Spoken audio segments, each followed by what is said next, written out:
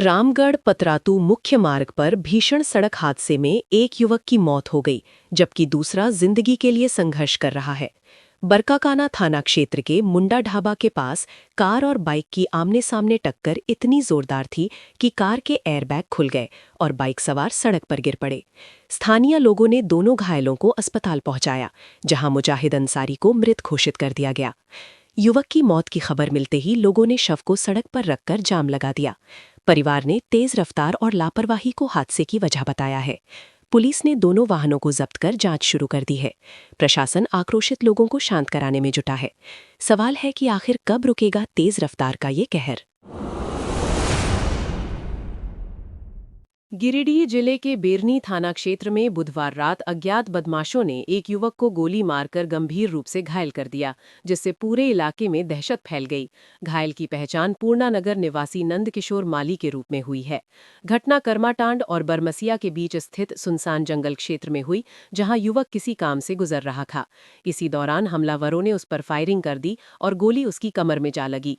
गंभीर रूप से घायल युवक को स्थानीय लोगों की मदद से गिरिडीह सदर अस्पताल पहुंचाया गया, जहां से बेहतर इलाज के लिए धनबाद रेफर किया गया। सूचना मिलते ही बिरनी थाना पुलिस मौके पर पहुंची और जांच शुरू कर दी। फिलहाल गोलीबारी के पीछे का कारण स्पष्ट नहीं हो सका है। पुलिस का कहना है कि सभी एंगल से जांच की जा रही है और जल्द खुलासा किया जाएगा। जामताड़ा में पुलिसिया वर्दी का रौब दिखाकर टोटो चालक से मारपीट करना एक एएसआई को भारी पड़ गया। 24 फरवरी को एएसआई सुधीर कुमार सिंह बिना हेलमेट दोपहिया वाहन से बाजार जा रहे थे। तभी उन्होंने कथित तौर पर एक निर्दोष टोटो चालक के साथ अभद्र व्यवहार किया और उसकी पिटाई कर दी। घटना का वीडियो सोशल मीडिया पर वायरल होते ही पुलिस की कार्यशैली पर सवाल उठने लगे। मामले को गंभीरता से लेते हुए जामताड़ा एसपी ने तत्काल संज्ञान लिया और आरोपी एएसआई को निलंबित कर दिया। पुलिस ने इसे घोर अनुशासनहीनता बताया है। आम जनता ने इस कार्रवाई का स्वागत किया है।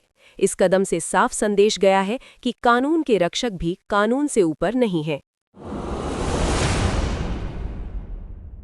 साहिबगंज के बरहेट प्रखंड स्थित कस्तूरबा गांधी आवासीय विद्यालय में घंटी शिक्षक सुमन कुमार गुप्ता पर छात्राओं से अवैध उगाही का गंभीर आरोप लगा है।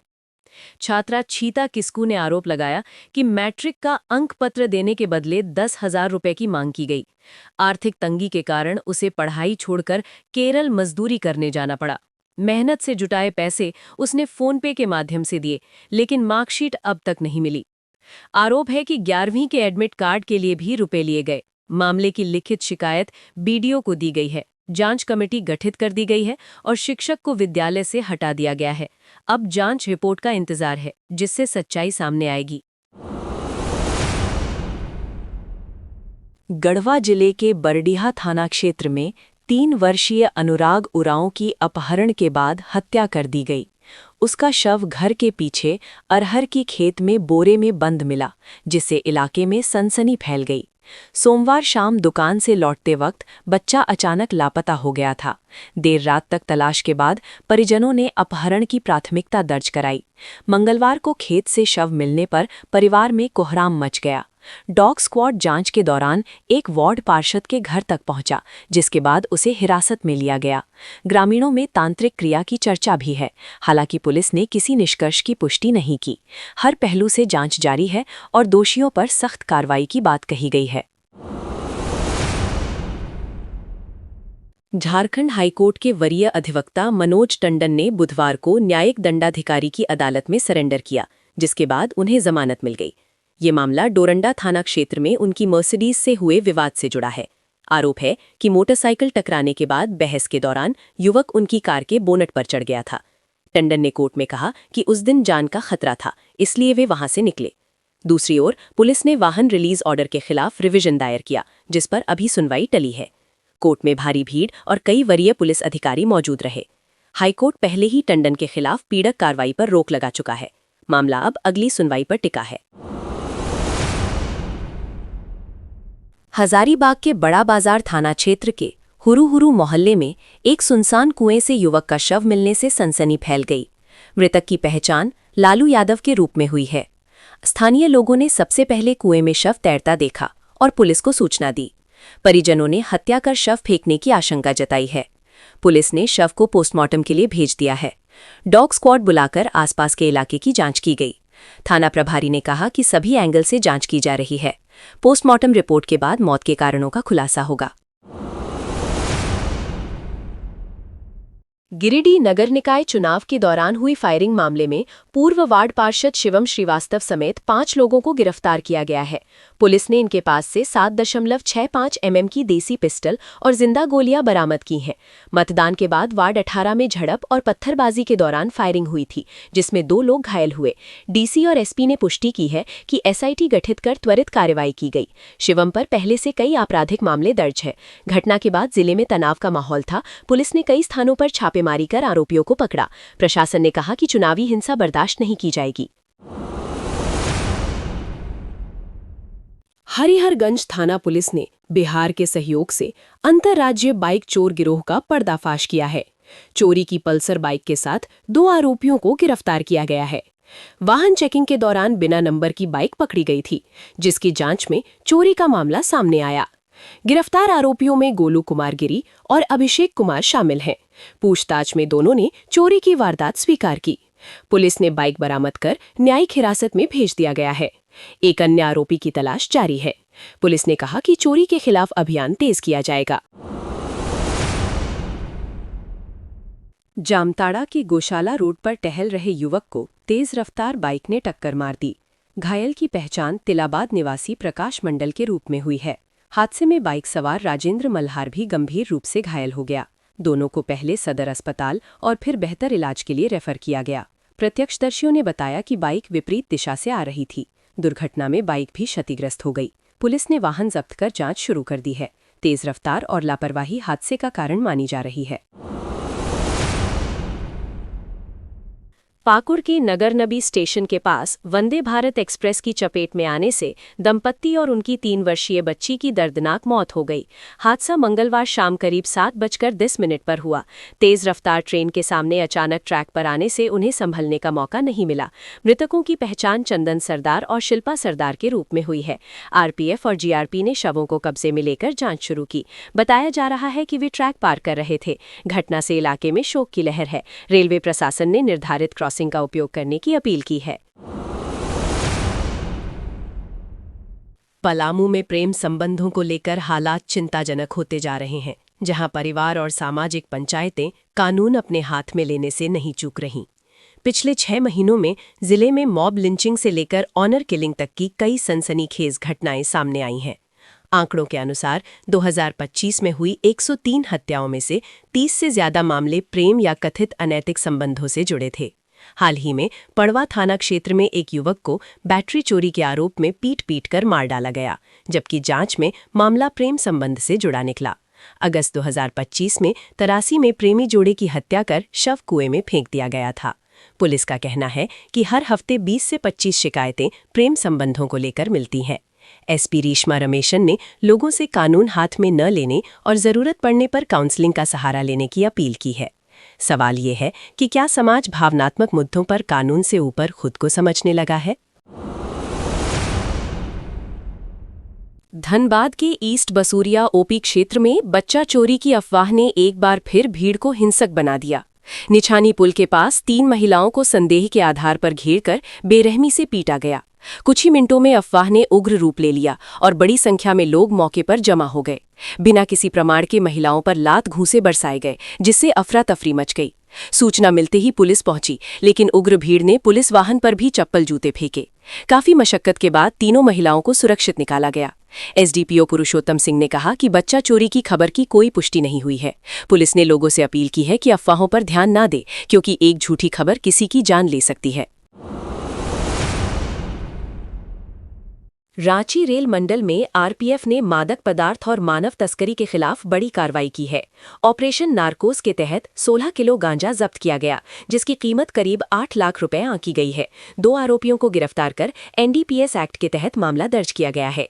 पूछताछ में खुलासा हुआ कि गांजा ओडिशा से उत्तर प्रदेश ले जाया जा रहा था। वहीं ऑपरेशन एएएचटी के तहत 2 नाबालिग लड़कियों को दिल्ली ले जाकर घरेलू काम में लगाने की कोशिश नाकाम की गई। महिला आरोपी को गिरफ्तार कर एएएचटीयू को सौंपा गया है। है। ऑपरेशन नन्हे फरिश्ते में 2 नाबालिग बालकों को भी रेस्क्यू किया गया। कमांडेंट पवन कुमार ने कहा कि रेलवे परिसरों में ऐसे अभियान लगातार जारी रहेंगे।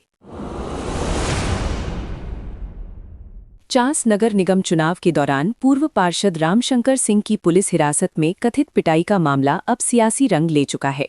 बोकारो विधायक श्वेता सिंह ने इसे सदन में उठाते हुए उच्च स्तरीय जांच की मांग की है।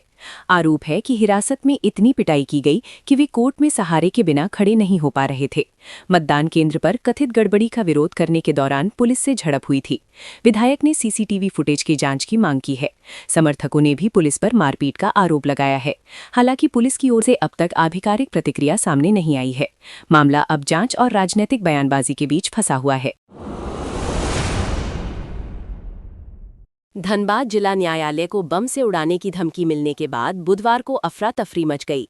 वरीय पुलिस अधीक्षक को ईमेल के माध्यम से धमकी मिली, जिसमें आरडीएक्स और साइनाइड से हमले की बात कही गई थी। सूचना मिलते ही कोर्ट परिसर खाली कराया गया और बम निरोधक दस्ता व डॉग स्क्वाड ने तलाशी शुरू की। सिटी एसपी ऋत्विक श्रीवास्तव ने बताया कि मेल तमिलनाडु के अजीत कुमार के नाम से भेजा गया है। दोपहर 12 बजे तक का समय निर्धारित किया गया था, जिससे प्रशासन सतर्क हो गया। साइबर सेल ईमेल की जांच कर रही है। फिलहाल स्थिति नियंत्रण में है और सुरक्षा व्यवस्था कड़ी कर दी गई है। झारखंड के पूर्व मुख्यमंत्री चंपाई सोरेन के पोते वीर सोरेन का हिमाचल प्रदेश के कुल्लू में संदिग्ध परिस्थितियों में निधन हो गया। बताया जा रहा है कि वे दोस्तों के साथ घूमने गए थे और अचानक तबीयत बिगड़ने से होटल में ही उनकी मौत हो गई। परिजनों ने पोस्टमार्टम से इनकार कर दिया, जिसके बाद प्रशासनिक औपचारिकताएं पूरी कर शव सौंपा गया। वीर सोरेन का पार्थिव शरीर दिल्ली लाया गया है।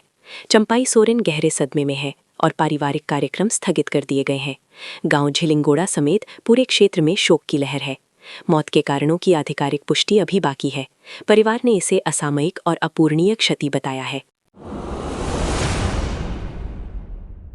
देवघर रेलवे स्टेशन पर गश्ती के दौरान एक लावारिस बैग से 2 देसी कट्टा, 2 पिस्तौल, जिंदा कारतूस और करीब 2 किलो चांदी बरामद हुई।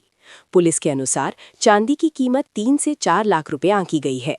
बैग जमालपुर से देवघर आई ट्रेन में मिला था। काफी पूछताछ के बावजूद किसी ने बैग की जिम्मेदारी नहीं ली। बरामद सामान को नगर थाना को सौंप दिया गया है। पुलिस अब ये जांच कर रही है कि हथियार किस मकसद से और कहां ले जाए जा रहे थे। देवघर स्टेशन पर रोजाना बड़ी संख्या में यात्रियों की आवाजाही होती है, जिससे सुरक्षा पर सवाल खड़े हो गए हैं। जांच के बाद ही असली साजिश का खुलासा होगा। झारखंड के 48 शहरी निकायों में मतदान के बाद अब सबकी नज़र 27 फरवरी की मतगणना पर टिकी है। भाजपा ने सरकार पर चुनावी धांधली का आरोप लगाया है। शहरी विकास मंत्री सुदिव्य कुमार ने पलटवार करते हुए कहा कि भाजपा हार से घबरा कर आरोप लगा रही है। भाजपा विधायक नवीन जायसवाल ने बैलेट प्रक्रिया में गड़बड़ी और जागरूकता की कमी का मुद्दा उठाया। उन्होंने कहा कि कई मतदाता वोट देने से वंचित रह गए। मंत्री ने कहा कि लोकतंत्र में बैलेट सामान्य प्रक्रिया है। अब देखना है कि मतगणना के बाद किसका दावा सही साबित होता है। फिलहाल सियासी बयानबाजी चरम पर है। झारखंड में नगर निकाय चुनाव की मतगणना 27 फरवरी को सुबह 8 बजे से शुरू होगी। राज्य निर्वाचन आयोग ने 1309 टेबलों पर एक साथ गिनती की व्यवस्था की है। धनबाद को छोड़कर अधिकतर निकायों के परिणाम उसी दिन घोषित हो जाएंगे। पार्षद और मेयर अध्यक्ष पद की गिनती एक साथ होगी। पहले वार्ड पार्षद का परिणाम और फिर मेयर पद का नतीजा घोषित किया जाएगा। आयोग ने सुरक्षा और पारदर्शिता के कड़े निर्देश दिए हैं। रात 8 बजे के बाद कोई नई मतपेटी नहीं खोली जाएगी। अब सबकी निगाहें नतीजों पर टिकी हैं। झारखंड में जन शिकायतों के निपटारे में हो रही देरी पर पुलिस मुख्यालय ने कड़ा रुख अपनाया है। सभी रेंज आईजी और डीआईजी को पत्र लिखकर लंबित मामलों का त्वरित निष्पादन करने का निर्देश दिया गया है। समीक्षा बैठक में पाया गया कि बड़ी संख्या में शिकायतें 21 दिनों से अधिक समय से लंबित है। नियम के अनुसार 5 से 21 दिनों के भीतर निपटारा जरूरी है। सचिव ने लंबित मामलों पर नाराजगी जताई थी। अब जिलावार सूची जारी कर समीक्षा का आदेश दिया गया है। पुलिस मुख्यालय ने कहा है कि लंबित मामलों की संख्या 50 से कम की जाए। सवाल है कि क्या अब आम जनता की शिकायतों को समय पर न्याय मिल पाएगा? विधानसभा में धनबाद एयरपोर्ट के विस्तार को लेकर जोरदार बहस देखने को मिली, जब विधायक अरूप चटर्जी के सवाल पर सरकार ने बड़े एयरपोर्ट निर्माण से इनकार कर दिया। मंत्री दीपक बिरुवा ने जवाब देते हुए कहा कि धनबाद में पहले से एयरपोर्ट मौजूद है, लेकिन बड़े विस्तार के लिए 113 एकड़ जमीन की जरूरत होगी, जो घनी आबादी वाले इलाके में उपलब्ध कराना आसान नहीं है। उन्होंने ये भी बताया कि बोकारो में एयरपोर्ट का निर्माण चल रहा है और उससे क्षेत्रीय जरूरत पूरी हो जाएगी, इसलिए सरकार ने बोकारो को प्राथमिकता दी है। इस जवाब से असंतुष्ट अरूप चटर्जी और मथुरा महत्तो ने दावा किया कि एफसीआई के पास हजारों एकड़ जमीन है, जिससे 500 से 800 एकड़ लेकर बड़ा एयरपोर्ट बनाया जा सकता है। सदन में दोनों विधायकों ने सरकार पर गंभीरता न दिखाने का आरोप लगाया। बढ़ते दबाव के बीच मंत्री ने कहा कि डीसी से रिपोर्ट ली जाएगी और एयरपोर्ट अथॉरिटी ऑफ इंडिया से भी राय मांगी जाएगी। अब सवाल है कि क्या ये मामला फिर टल जाएगा या धनबाद को भी बड़ा एयरपोर्ट मिलेगा। सरायकेला खरसावां के दलमा पहाड़ की तराई में इको टूरिज्म परियोजना को लेकर 135 गांव और 84 मौजा के ग्रामीणों ने बड़ा विरोध प्रदर्शन किया। ग्रामीणों का आरोप है कि ग्राम सभा की अनुमति के बिना निर्माण कार्य कराया जा रहा है, जो उनके संवैधानिक अधिकारों का उल्लंघन है। जल, जंगल, जमीन पर हमारा अधिकार जैसे नारों के साथ हजारों लोग महाजनसभा में जुटे। उनका कहना है कि 2012 में दलमा को इको सेंसिटिव जोन घोषित किया गया था, लेकिन अब इको टूरिज्म के नाम पर पेड़ों की कटाई हो रही है। 206 करोड़ रुपए के उपयोग को लेकर भी पारदर्शिता पर सवाल उठाए गए हैं। ग्रामीणों ने वन विभाग पर मनमानी का आरोप लगाया है। चेतावनी दी गई है कि अगर अधिकारों की अनदेखी जारी रही तो उग्र आंदोलन होगा। अब देखना है कि सरकार संवाद का रास्ता चुनती है या टकराव बढ़ता है। सुप्रीम कोर्ट द्वारा मुख्यमंत्री हेमंत सोरेन से जुड़े मामले में ईडी की कार्रवाई पर रोक के बाद झारखंड की राजनीति गर्मा गई है। झामुमो नेता सुप्रियो भट्टाचार्य में इसे न्याय की जीत बताते हुए कहा कि एसआईआर की त्रुटियों को पहले बंगाल सरकार ने उजागर किया था। उन्होंने आरोप लगाया कि केंद्र सरकार एजेंसियों के जरिए राजनीतिक लड़ाई लड़ती है। वहीं भाजपा प्रवक्ता प्रतुल शाहदेव ने पलटवार करते हुए कहा कि झामुमो आधा सच बताकर जनता को गुमराह कर रहा है। उन्होंने स्पष्ट किया कि राहत केवल तकनीकी आधार पर मिली है, मूल मामला अभी लंबित है। भाजपा ने कहा कि न्यायपालिका के फैसले को राजनीतिक रंग देना लोकतंत्र के लिए खतरनाक है। झामुमो ने चुनाव आयोग की विश्वसनीयता पर भी सवाल उठाए हैं। अब ये मुद्दा कानूनी से ज्यादा राजनीतिक बनता जा रहा है।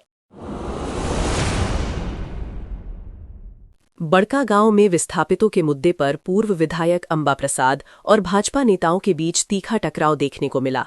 अंबा प्रसाद ने भाजपा सांसदों और विधायकों पर सवाल उठाते हुए पूछा कि क्या वे विस्थापितों के लिए आंदोलन करेंगे। उन्होंने आरोप लगाया कि प्रशासन कंपनी के साथ मिलकर आंदोलन को कमजोर करने की साजिश कर रहा है। वहीं भाजपा विधायक रोशनलाल चौधरी ने पलटवार करते हुए कहा कि कांग्रेस परिवार 15 साल से विस्थापितों को गुमराह कर रहा है। उन्होंने आरोप लगाया कि कुछ लोगों को हिरासत से छुड़ाया गया, जबकि गरीब रैयत जेल भेजे गए। दोनों पक्षों ने एक दूसरे पर गंभीर आरोप लगाए हैं। जमीन अधिग्रहण कानून 2013 के पालन को लेकर भी सवाल उठे हैं। अब ये मुद्दा सिर्फ विस्थापन नहीं, बल्कि राजनीतिक प्रतिष्ठा की लड़ाई बनता दिख रहा है।